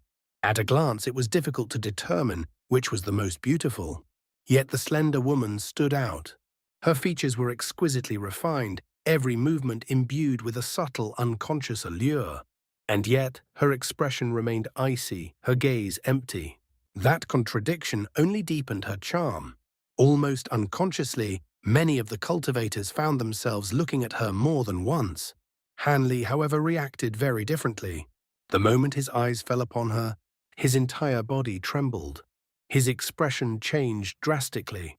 "You three come forward and pour wine for our honored guests. They didn't travel all this way merely to congratulate me. Violet Spirit, come serve wine for these three distinguished guests," Hu Qinglei instructed, gesturing toward the slender woman. The other two women nodded with gentle smiles. Servants stepped forward with jade trays bearing wine flagons and cups. The two accepted them and began serving the guests, prompting everyone to rise in thanks. But Violet Spirit did not move. Instead, her brows knit faintly as her gaze drifted toward Zhili, and then to Hanli. Her body trembled. In that instant, life surged back into her previously empty eyes. She stared at him unblinking. Disbelief, joy, and then a trace of worry. Emotion flickered across her face in rapid succession. Anyone present could see it clearly. She and Hanli were not merely acquainted. They shared a bond far deeper than that. Hu Qinglei's expression darkened immediately. The hall fell deathly silent. All eyes shifted between Violet Spirit and Hanli, their expressions growing increasingly peculiar. "Do you know fellow Taoist Han Violet Spirit?" Hu Qinglei's voice was not loud yet. To Violet Spirit it struck like rolling thunder, reverberating deep within her chest. Startled, she hurriedly tore her gaze away from Hanli. Forcing a smile onto her lips, she replied, "Brother Han is indeed an acquaintance of mine." She tried to appear composed, but the rapid rise and fall of her chest betrayed the storm of emotions raging within. "Violet Spirit, I never expected to meet you here," Hanli said with a faint wry smile. Yet the expression vanished almost as quickly as it had appeared, leaving his face calm and unreadable once more. Hu Qinglei fell silent for a brief moment before speaking again, his tone indifferent. "It's good that Violet Spirit and fellow Taoist Han are acquainted. In that case, Violet Spirit, why don't you offer fellow Taoist Han a cup of wine?" His gaze lingered on her, cold and detached. "From the moment you entered my devil palace, your past ceased to exist. Let this cup of wine serve as your final farewell." He made no effort to inquire about the nature of their relationship, as though it held no importance at all. The smile on Violet Spirit's face stiffened instantly. A servant at her side stepped forward, presenting a jade platter bearing a wine flagon and a delicate green cup. Violet Spirit lowered her gaze. Her silky hair fell forward, veiling most of her expression from view. For a fleeting moment she hesitated. Then gently she reached out and picked up the flagon. As she did, the tense air within the hall seemed to ease slightly. Even the shadow lingering on Hu Qinglei's face lightened. In silence, Hanli watched as Violet Spirit poured a cup of wine. Cradling it in both hands, she lifted her head and approached him with graceful, measured steps. By the time she reached him, all emotion had vanished from her face. The warmth, the turmoil gone. In its place remained only a cold, distant composure, as if she were looking upon a stranger. Hanli's lips twitched ever so slightly at the sight, but his expression remained unchanged. "Fellow Taoist Han, please accept this cup of wine." Her voice was flat, devoid of inflection, like that of an empty vessel reciting words it did not feel. The hollow fragility of it stirred an unspoken sympathy in the hearts of those present. Yet Hanli did not immediately accept the cup. Instead, his gaze traced slowly upward from her hands along her slender arm, over her figure until it settled upon her delicate porcelain-like face. His eyes narrowed, and at once the atmosphere in the palace tightened once more.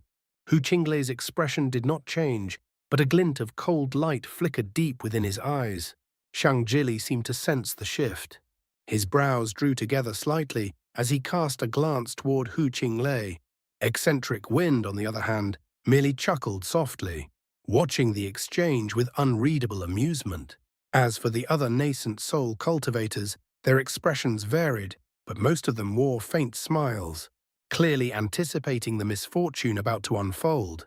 Then, Han Li suddenly raised his hand, took the cup from Violet's spirit, and drank it in one swift motion. A ripple of surprise swept through the hall. Even Hu Qinglei's brows lifted slightly before his expression returned to its usual calm.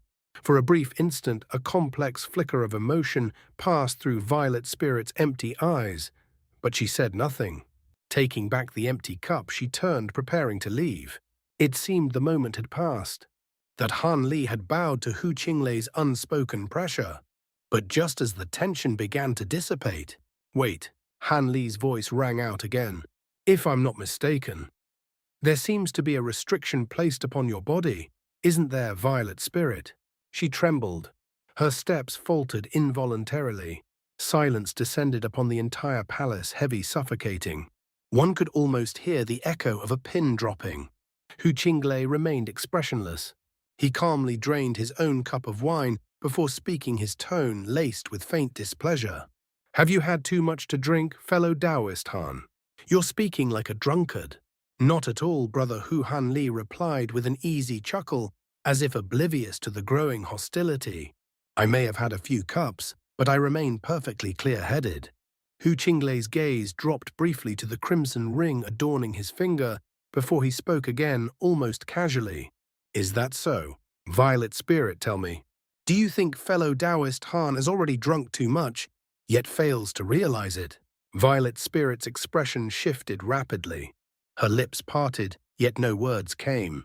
Hu Qinglei's eyes lifted toward her, and in that instant a chill ran through the hall. Moments ago his face had appeared entirely normal, but now a layer of black qi coiled across his features. His eyes glowed crimson, gleaming with an inhuman coldness. Those were not the eyes of a man. "Fellow Taoist Hu, you Zhili began only to be cut off. Even if he is your companion," Hu Qinglei said coldly, his voice like frost. "Do you expect me to endure such insolence in silence? If he cannot give me a satisfactory explanation today, he will not leave this place alive." Zhili sighed softly, offering only a wry smile. Rather than intervening, he turned to Han Li. "Junior Marshal Brother Han, you know what you're doing, don't you?" he said, shaking his head faintly. "I cannot help you here. You will have to explain yourself to Brother Hu." He paused, then added meaningfully, "I trust you can give him a satisfactory answer." With that, he closed his eyes, entering meditation, completely withdrawing from the matter. Though his words were few, their intent was clear. Han Li understood.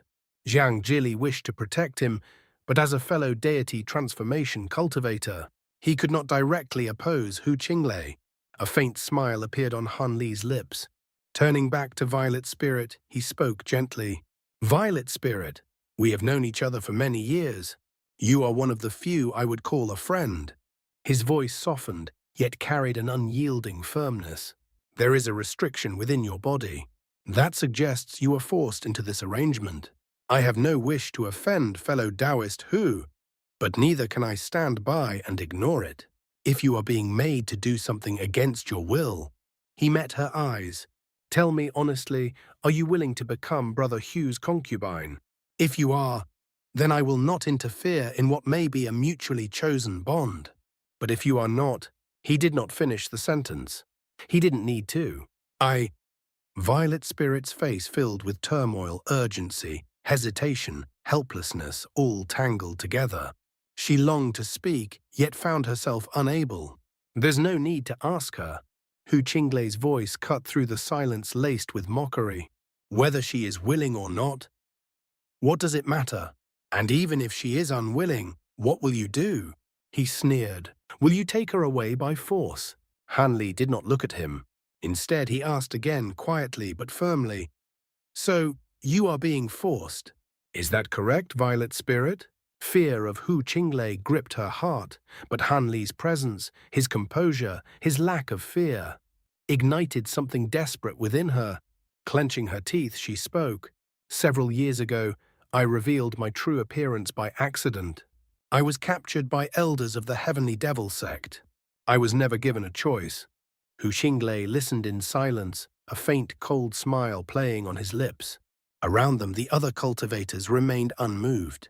Such acts, abducting female cultivators, were condemned in righteous sects. But here within the Devil Dao, they were commonplace, acceptable. Then that is all I needed to know, Han Li said calmly. Turning to Hu Qinglei, he continued, Brother Hu, I have no intention of offending you. There is no need for anger. Everything in this world has its price. I am willing to offer an exchange for fellow Taoist violet spirit's freedom. Hu Qinglei paused, then let out a low, amused breath. An exchange. He repeated, a strange look crossing his face. You think you're qualified to bargain with me? Do you believe I am not? Han Li asked. That's right, you're not. Hu Qinglei's voice turned sharp and sinister. You may be stronger than an ordinary late nascent soul cultivator, but in my eyes, you are nothing. A dark aura began to seep from his body. Do you think standing beside fellow Taoist Xiang makes you my equal? What could you possibly offer me? His eyes gleamed. Ah, those two spirit treasures of yours. If I wished I could kill you where you stand and take them. The black light around him thickened, his killing intent unmistakable. But at that very moment, a cold glint flashed through Han Li's eyes. His voice echoed silently within Hu Qinglei's mind. Fellow Taoist, Xiang may have told you about my spirit treasures, but did he also mention my immortal vanquishing beads? A pause. Or perhaps, you believe you can capture me alive and perform a soul search. Despite them, Hu Qinglei's expression changed instantly. The menace on his face froze. He stared at Han Li, silent, calculating. Moments later, he transmitted his voice to eccentric wind. Fellow Taoist wind, does this brat truly possess an immortal vanquishing bead? His lips did not move. Even with Han Li's powerful spiritual sense, the transmission left no trace. Eccentric wind naturally harbored lingering dissatisfaction toward Han Li, but he had no intention of deceiving Hu Qinglei. Thus, after a brief moment of hesitation, he transmitted his voice in reply. Not only does that brat possess an immortal vanquishing bead, he appears to have more than one. Killing him will not be easy, Brother Hu. Hu Qinglei's expression did not change in the slightest, yet his heart jolted violently upon hearing this. A single immortal vanquishing bead was already a formidable threat if there were more. Then Han Li was far more dangerous than he had anticipated. But even that was not what unsettled him the most. After a moment of thought, Hu Qinglei turned his attention to Zhili, his voice slipping silently through the air. Brother Xiang, did you know the information he provided regarding the spatial node may be incomplete? Zhili's reply came without delay, calm and unhurried. Whether I knew or not makes little difference. If I were in his place, I wouldn't reveal everything either. What matters is that he has agreed to cooperate with us. In time, he will naturally divulge what we need. A faint pause followed before his tone sharpened ever so slightly. You may do as you wish, but ensure he lives. If you kill him, I will have no choice but to intervene. Humph. Hu Qinglei snorted inwardly, irritation surfacing. This brat dares to act so arrogantly before me. If I yield now, others will think I fear a mere late nascent soul cultivator. Zhili sighed softly, his voice tinged with quiet amusement. Fellow Taoist Hu, it seems you've grown somewhat dull after spending so long in your devil palace. At our level of cultivation, what does the opinion of others matter? He paused, then added meaningfully, that woman may indeed be a rare beauty. But would you truly forsake a chance at immortality for the sake of a single concubine? A faint chuckle followed. If you cannot let it go, then by all means teach him a lesson. As long as you don't kill him, and don't turn him against us, I'll pretend I saw nothing. Hu Qinglei fell silent. Moments passed before a decision crystallized in his mind. Very well. I suppose I must play the villain this time, he thought. Let's see what he's willing to offer in exchange for violet spirit. His gaze turned cold as he looked at Han Li. Since you were brought here by fellow Taoist Xiang and fellow Taoist Wind, he said evenly, I am willing to let this matter pass. Take back your earlier words, and I will consider them nothing more than a slip of the tongue. The threat beneath his words was unmistakable, yet so was the opportunity for reconciliation. A ripple of surprise spread through the nascent soul cultivators in the hall. It was evident to all that this grand elder of the heavenly devil sect was wary of Han Li. Otherwise, how could he possibly offer such leniency? Curiosity ignited in their eyes as they turned toward Han Li, wondering what had compelled Hu Qinglei to change his stance. "Many thanks for your generosity," fellow Taoist Hu Han Li replied calmly. "However, I do not make a habit of retracting my words. I must ask that you consider them as they stand." There was not even the slightest hesitation in his voice. This time, Hu Qinglei was truly enraged. Veins bulged across his forehead as his gaze swept between Han Li and Violet Spirit. In the next instant, an overwhelming surge of spiritual pressure erupted throughout the palace. His body seemed to transform into a massive vortex, drawing in all surrounding spiritual qi with terrifying force. The nascent soul cultivators trembled as they felt the depth of his power. A single thought flashed through all their minds. He had been genuinely provoked, and he was about to strike. Those seated closest to Han Li exchanged uneasy glances before quickly retreating. No one wished to be caught in the storm that was about to unfold. Even though Violet Spirit had reached the nascent soul stage, she was utterly unable to withstand the oppressive force of a deity transformation cultivator. Her face turned deathly pale as she staggered back several steps toward Han Li's table. Then, a hand appeared upon her shoulder. Warm, steady. A surge of pure, gentle magic power flowed into her body. The crushing pressure that had moments ago felt like an icy tempest, dissolved into something as light as a spring breeze. Startled, she turned her head. Han Li stood behind her, his hand resting lightly upon her shoulder, his expression calm, his smile reassuring. She did not understand how he could remain so composed in the face of such overwhelming force. And yet, the unease in her heart melted away at the sight of that smile. Her lips parted slightly before she bit down on them, returning his smile shyly, her cheeks tinged with a faint blush. Seeing this, Hu Qinglei laughed, fury twisting into something colder, sharper. "Ha, if you desire her so greatly, then let us make a deal." His gaze sharpened. "In exchange for Violet Spirit's freedom, I will take your 2 spirit treasures."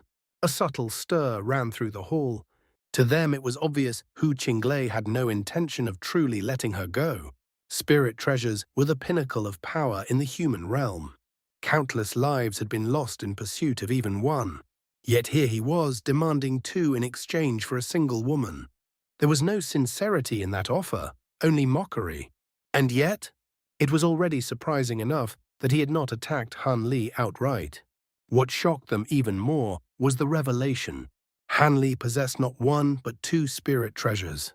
No wonder he had single-handedly wrought such devastation upon the Yin sifting sect.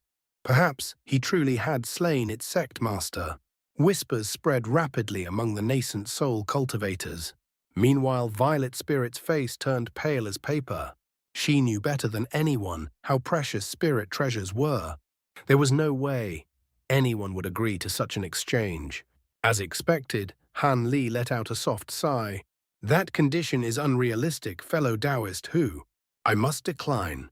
"Then your immortal vanquishing beads will suffice," Hu Qinglei said with a cold chuckle. Han Li's brows furrowed slightly as he shook his head. "I cannot hand those over either. Without them, I would be entirely at your mercy." "Heh, at least you understand your situation," Hu Qinglei sneered. "But aside from your spirit treasures and those beads, what else could you possibly offer me?" His gaze turned disdainful. "I have lived for over 1,000 years. Even if there are things in this world that could tempt me, they would not be in your possession." "Is that so?" Han Li chuckled softly. "Then allow me to ask, how many years do you have left?" Hu Qinglei blinked, caught off guard. "Though I am nearing the twilight of my life, I should still have 300 to 400 years remaining." "Why do you ask?" A mysterious expression flickered across Han Li's face. His lips moved, but no sound emerged. Instead, his voice flowed silently into Hu Qinglei's mind. If I could offer you another 400 to 500 years, would you release Violet Spirit? 400 to 500 years? Hu Qinglei's body stiffened. Are you referring to returning sun water? The mockery vanished from his face in an instant. He straightened unconsciously, his eyes blazing with intense focus. Eccentric Wind could not hear the exchange, but Hu Qinglei's reaction alone was enough to astonish him. Even Zhili opened his eyes, turning toward Hu Qinglei in confusion. Only then did Hu Qinglei realize he had momentarily lost control. He quickly composed himself, his voice once again transmitting silently. The only spirit medicine capable of such an effect is returning sun water. Do you truly possess it? If you do, I will not only release Violet Spirit, I will offer you additional compensation. His tone had changed, completely warm, almost eager. I don't possess returning sun water, Han Li replied calmly. But I do have glacial quintessence, one of its core ingredients. Only glacial quintessence. A trace of disappointment seeped into Hu Qinglei's voice, as though he had been cast from a great height. If I truly had returning sun water, Han Li continued evenly, why would I bargain with you? I could simply offer it to senior martial brother Xiang or fellow Taoist Wind. They would undoubtedly be willing to rescue Violet Spirit by force. His gaze remained steady. You know the refinement method. While pure sun flame essence is rare, a sect of your stature should have a fair chance of obtaining it. A faint pause. I believe this is a fair exchange. Don't you, brother He? For cultivators at their level, nothing was more tempting than extended lifespan. More than treasures, more than power, more than anything. Hu Qinglei fell into deep silence. Nearby, eccentric Wind and Zhili exchanged glances, each seeing the same surprise reflected in the other's eyes. They did not know what had been said. But one thing was clear. Hu Qinglei's fury had vanished completely, and that alone was enough to leave everyone present deeply unsettled. According to what I know, glacial quintessence can only be found within the North Night Palace. If not for the fact that they once had a deity transformation cultivator among their ranks, and that purison flame essence is exceedingly rare, their glacial quintessence would have been seized long ago. Though the North Night Palace has since lost its deity transformation cultivator, their glacial quintessence also vanished many years ago. I personally infiltrated the palace in search of it, yet found nothing. So tell me, where did you obtain yours? Could it be the very vial that was lost from the North Night Palace? Hu Qinglei's voice was sharp, each word probing. Han Li had clearly anticipated this line of questioning. Of course not, he replied calmly. Such a coincidence would be far too improbable. What I possess was extracted from myriad-year profound jade within the profound jade cave of the North Night Palaces. Spirit Void Hall, I won't be offering all of it either, but there should be enough to produce 2 portions of returning sun water. At that moment, Hu Qinglei abruptly ceased transmitting his voice and spoke aloud for all to hear. Huff, I care little for where you obtained it. In any case, excessive consumption would do more harm than good. I require no more than a minimal amount. However, if you wish to exchange it for Violet Spirit's freedom, then I have one additional condition. His gaze turned cold. Agree to it, and she is yours. What condition? A flicker of surprise passed through Han Li's eyes. He had not expected this. Hu Qinglei cast a frigid glance at Violet Spirit before answering. It's simple. In addition to the item you promised, you must take a single strike from me. No evasion. No use of your immortal vanquishing beads. If you can endure it, then we have a deal. Zhili's expression shifted ever so slightly before returning to calm. Eccentric Wind, however, looked at Hu Qinglei with undisguised surprise. The rest of the hall was thrown into quiet confusion.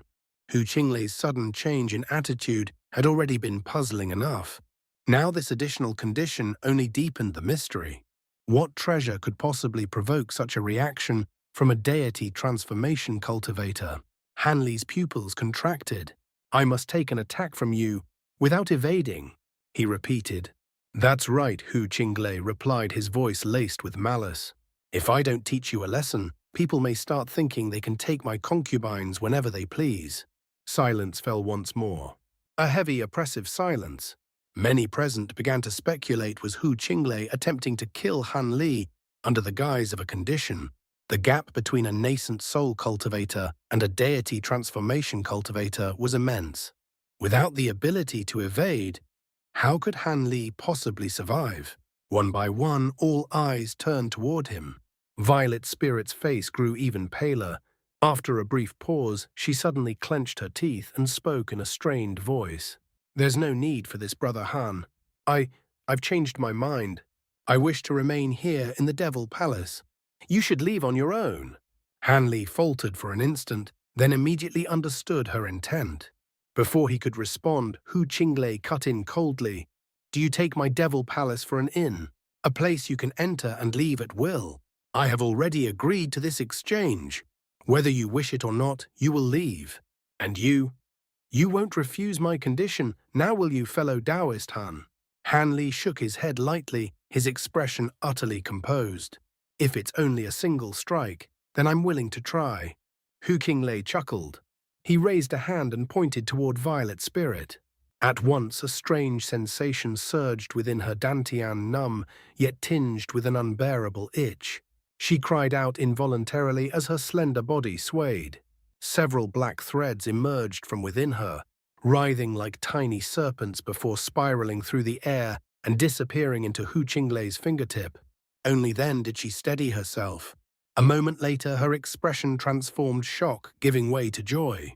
Her magic power, once sealed, now flowed freely once more, surging through her meridians like a long-dammed river breaking loose. Han Li swept his spiritual sense over her. After a brief moment, a trace of satisfaction appeared in his eyes. The restriction was truly gone. "Hand it over." Hu Qinglei's voice was cold and direct. A faint smile curved across Han Li's lips. He raised a hand, and from within his sleeve, a streak of white light shot forth. Hu Qinglei's eyes gleamed. With a grasping motion, he drew it into his hand. The light faded, revealing a white jade vial. With a gentle sweep of his sleeve, the lid lifted. At the same time, rings of black light spread outward, forming a barrier that concealed the contents from prying spiritual senses. This only heightened everyone's curiosity. Even Zhili fell into quiet contemplation, stroking his beard. Moments later, Hu Qinglei confirmed its authenticity. Glacial quintessence. A faint smile appeared on his face. He sealed the vial and flicked his wrist. It vanished instantly. Then he raised his head. The smile disappeared. In its place, a cold, menacing expression. Without warning, black light erupted around him. His figure blurred, transforming into a streak of darkness that shot out of the palace, leaving behind only his voice. "I'll be waiting outside Han Brat. Don't keep me waiting." His words lingered long after his presence had vanished. Han Li remained entirely unperturbed. He calmly poured himself a cup of wine, sipping it leisurely before rising to his feet, composed and unhurried. In stark contrast, Violet Spirit's brows were tightly furrowed. "Brother Han, are you truly going to take his attack? He's a deity transformation cultivator." "Don't worry," Han Li replied with a reassuring smile. "If it's only one strike, I have some confidence." Even before reaching the late nascent soul stage, he had endured an attack from an elder devil's avatar. Compared to that, this was not without hope.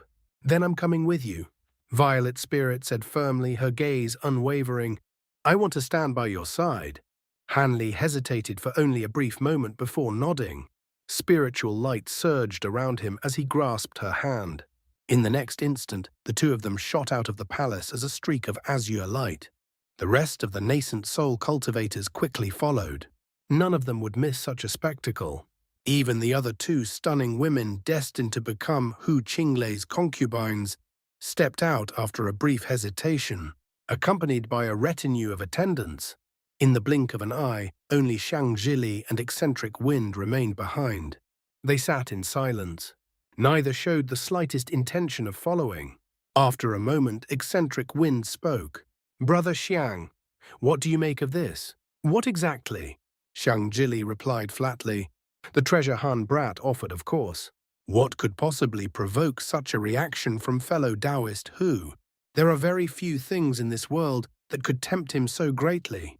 Zhili remained calm. As you said, such treasures are rare but not non-existent. There's nothing particularly surprising.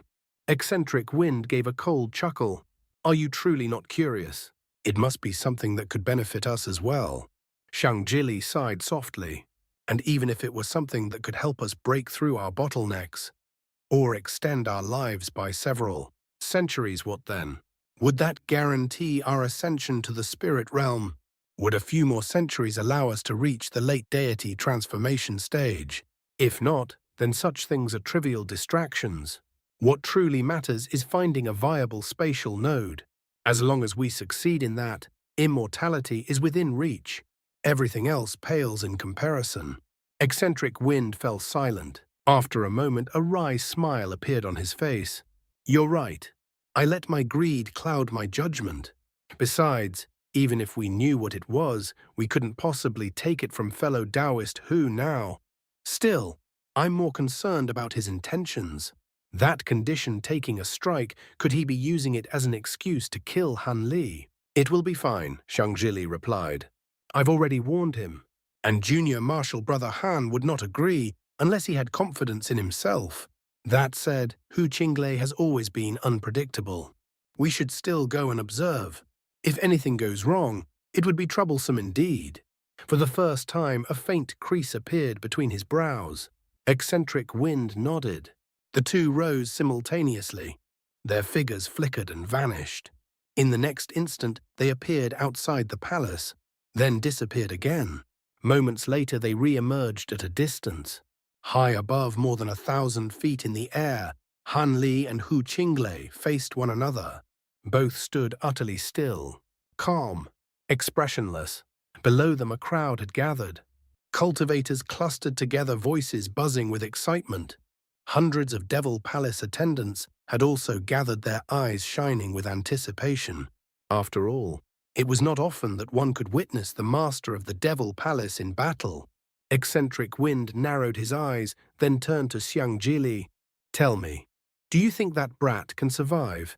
If fellow Taoist Hu truly goes all out, that will depend on what fellow Taoist Hu intends to do. Zhili replied, his brows slightly furrowed. If he merely launches an ordinary attack, junior martial brother Han should be able to withstand it without much difficulty.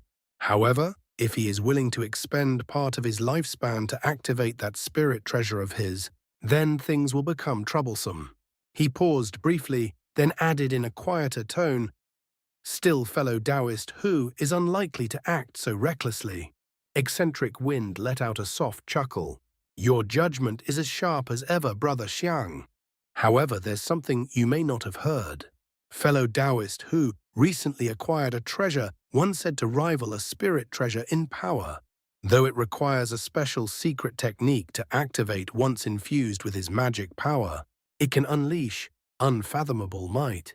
A glint of amusement flickered in his eyes. I would say there is a very high chance he'll use it. Zhili's expression shifted slightly. Is that so? While the two conversed in low voices, the confrontation in the sky had already reached its breaking point. Hu Qinglei swept his sleeve through the air.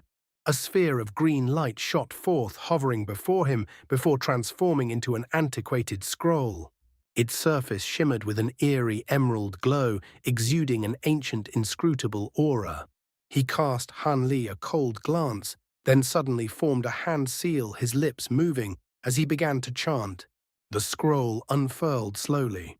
A pulse of green light flickered violently as the artwork within was revealed, an exquisite landscape of towering green, mountains each distinct in shape and grandeur. But before anyone could study it clearly, a surge of green mist billowed outward, swallowing the entire scroll in an instant. Sharp, piercing cries rang out. Then, 18 pillars of green light erupted skyward.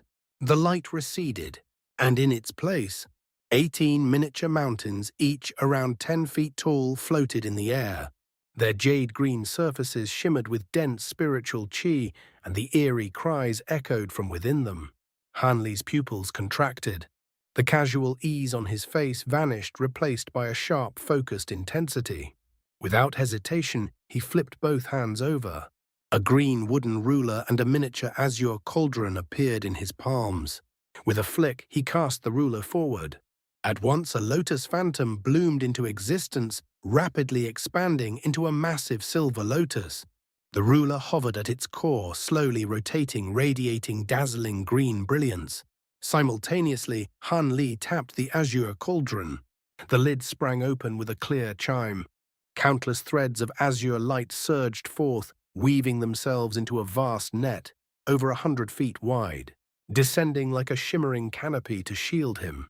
The heaven-void cauldron itself expanded, rising overhead like a silent guardian. Golden light then flared across Han Li's body. A radiant Vajra barrier clung tightly to him, gleaming with indestructible brilliance. 3 layers of defense complete. Only then did Han Li feel a measure of calm settle within him. Hu Qinglei observed all this coldly. "Since you're prepared," he said, his voice like ice, "I won't hold back either." The moment his words fell, he let out a low cry. A pillar of black light burst from his mouth, vanishing into the green mist.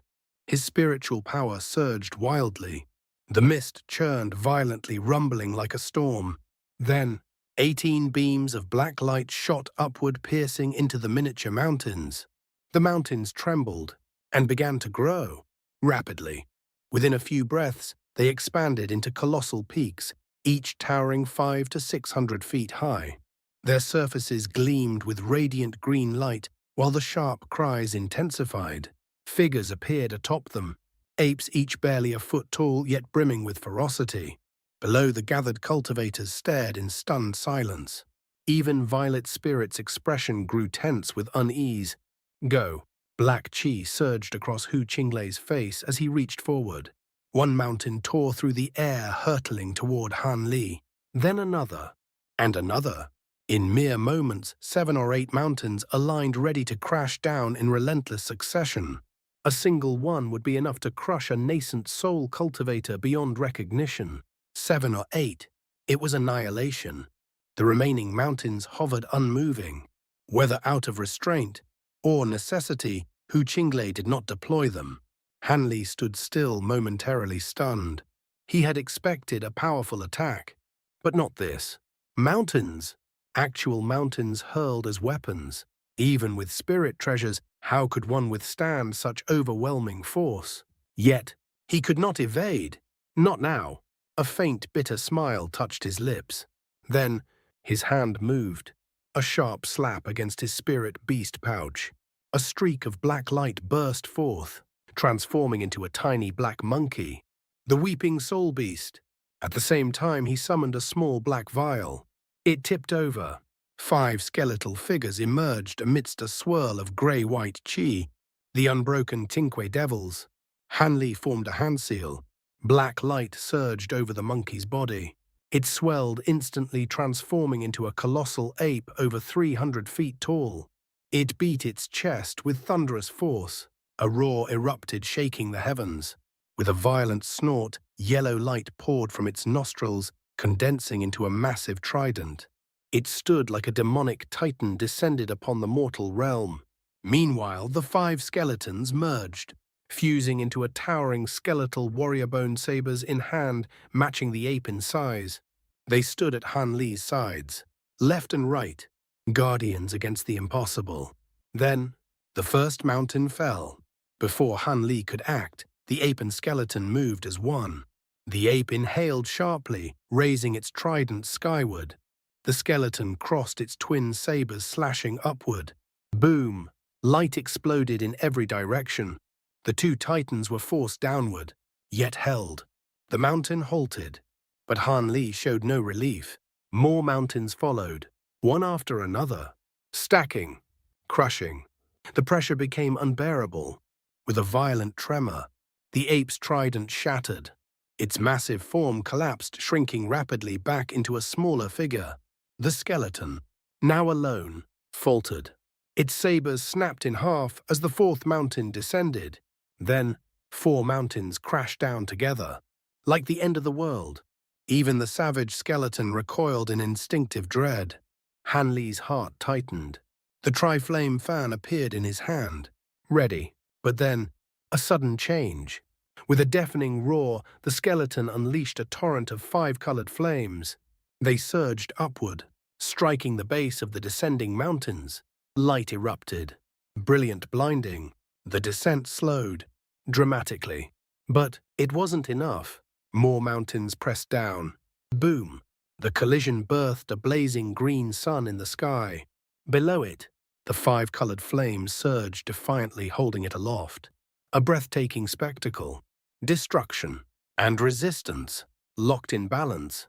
Hanli was stunned. He had known the 5 glacial flames held hidden potential, but not like this. In the distance, Hu Qinglei's expression darkened. With a gesture, 2 more mountains plunged into the fray. A catastrophic explosion followed. Space itself warped. The green sun surged downward once more, overwhelming. The 5-colored flames trembled, then shattered. Hanli reacted instantly. The skeleton dissolved into streaks of grey-white chi and fled. A phoenix cry rang out. From the tri-flame fan burst a 3-colored fire raven, slamming into the descending mass. Another explosion.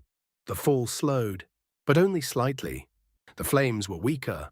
They were being pushed back. Hanli's eyes sharpened. He pointed toward the heaven-void cauldron. The azure net transformed, becoming a vast spirit cloud that surged upward. With its support, the fire raven held the green sun in place for a moment. But then, 2 more mountains descended. The balance tipped. The green sun pressed downward again. Hanli drew a deep breath. His sleeve swept forward. The silver lotus vanished, then reappeared in a flash of 7-colored Buddhist light. At its center, the green ruler spun, and the lotus expanded once more. Even after unleashing all of that, Hanli showed no intention of stopping. Instead, he brought his hands together in a swift motion before raising them high into the air. 2 thunderous detonations rang out. From within his sleeves, twin arcs of lightning burst forth, each as thick as his arm, crackling with destructive force.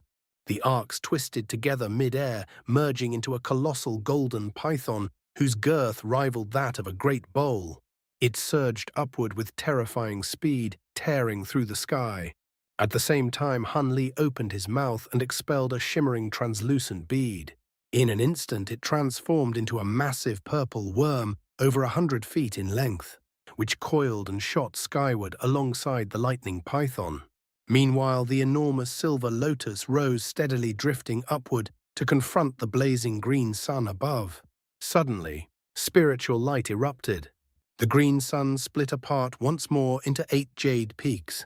4 of them were cracked and incomplete, their surfaces marred by earlier damage, while the remaining 4 stood flawless and pristine. Yet as surging green radiance coursed across their surfaces, a profound transformation unfolded. The 8 peaks did not merely stack, they fused, merging seamlessly into a single towering mountain nearly 10,000 feet tall. And then it descended. No hesitation, no pause, a crushing force from the heavens. At that very moment, the purple worm, the lightning python, and the silver lotus surged upward together to meet it head-on. The sky exploded into a riot of color. Lightning crackled. Glacial chi surged, silver brilliance flared, and emerald light pulsed violently as the forces collided. For a fleeting instant, the colossal mountain faltered, its descent halted. But it was not enough. The mountain was simply too vast, too heavy, too overwhelming. Whether struck by lightning or encased in frost, it endured as though shrugging off all resistance. Slowly, inexorably, it pressed downward once more. Even the radiant silver lotus could not fully halt its advance. Below, Hanli's eyes narrowed, a flash of azure light glinting within his pupils. With a low guttural cry, he expelled a mouthful of blood essence. The crimson essence vanished into the heart of the silver lotus, where it was absorbed by the green ruler at its core. Hanli's hands moved in rapid succession, forming intricate seals as he chanted a string of arcane incantations, ancient, obscure, and utterly incomprehensible. At the sound of his voice, Xiang, Zhili, and eccentric wind exchanged startled glances. Just as the colossal mountain loomed on the verge of crushing the lotus, 8 piercing cries rang out. From the green wooden ruler, 8 tiny projections emerged, each no larger than an inch. Yet in the blink of an eye, they expanded, growing into 8 towering spirit beasts, each over 100 feet tall. Bathed in shimmering green light, they appeared no mere illusions, but living, breathing entities. Each bore the unmistakable form of a legendary heavenly spirit beast. Together the 8 unleashed their power, and the impossible happened. The descending mountain ground to a halt. It trembled. It spun. But it could not descend even a single inch further. Hu Qinglei's expression finally darkened. Though he had no intention of killing Han Li, he had meant to severely injure him to teach him a lesson. But if Han Li could withstand this attack so effortlessly, then the opportunity would be wasted. His eyes flickered coldly. Without any visible movement, the jade peaks responded. The sharp cries echoing from them intensified, rising in pitch and fury. From their surfaces, countless grey figures surged forth, coalescing into massive apes, each standing nearly 10 feet tall. These were no ordinary beasts. They were projections refined from sacrificed demon souls, immortal, unyielding. Even if torn apart, they would reform instantly. Individually weak, but in endless numbers utterly relentless. As they hurled themselves downward, a change occurred. The weeping soul beast's eyes lit up. With a sharp, piercing cry, its body began to swell once more, black light cascading around it. This time, however, it expanded only to just over 100 feet before letting out a violent snort. From its nostrils, streams of yellow light burst forth, hundreds of streaks that shot skyward like a deadly tide. The 8 projections were steeped in dense demonic qi, most at the 5th grade or higher, some even nearing the peak of the 7th.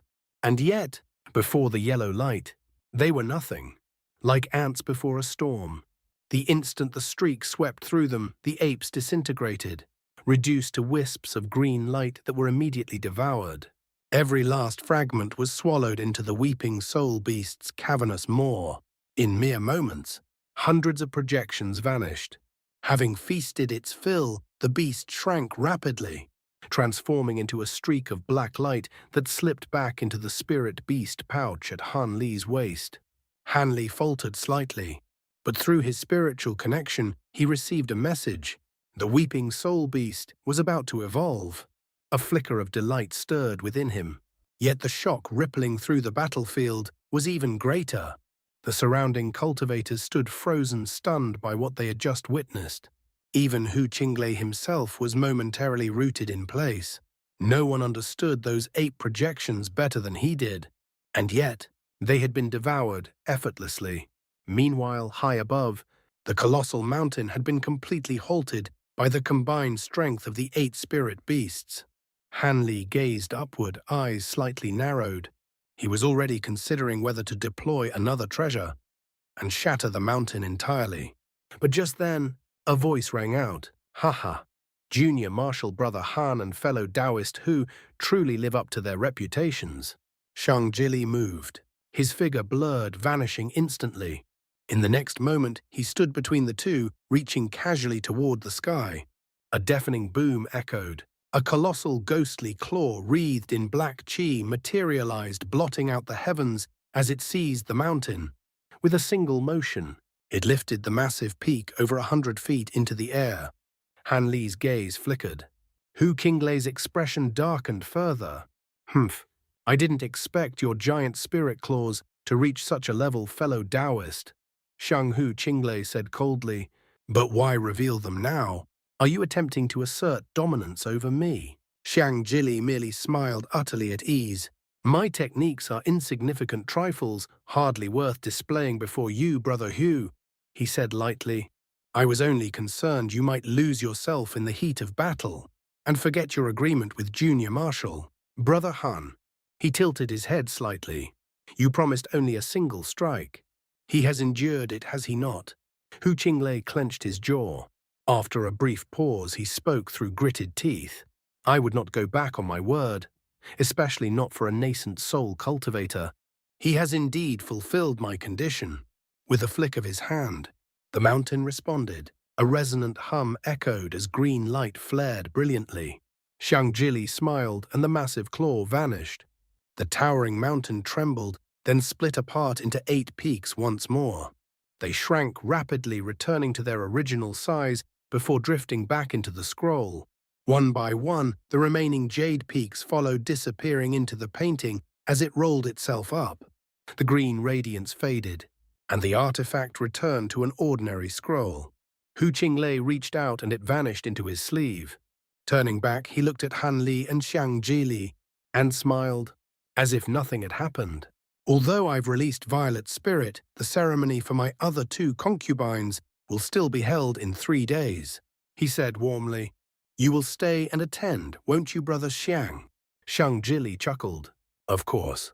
I've already prepared a gift. I must stay for a few more cups of wine. Hanli remained calm, though countless thoughts stirred beneath the surface. Since Senior Marshal Brother Xiang and fellow Taoist Wind are staying, I shall remain as well. Haha, excellent. Hu Qinglei laughed heartily. Then let us return and drink to our heart's content. With that, he vanished into the distance as a streak of black light. Below, the gathered cultivators were still reeling from the spectacle they had just witnessed. Snapping back to their senses, they hurried after him. Eccentric Wind followed suit. Only Violet Spirit remained behind, stunned, overwhelmed, and quietly overjoyed.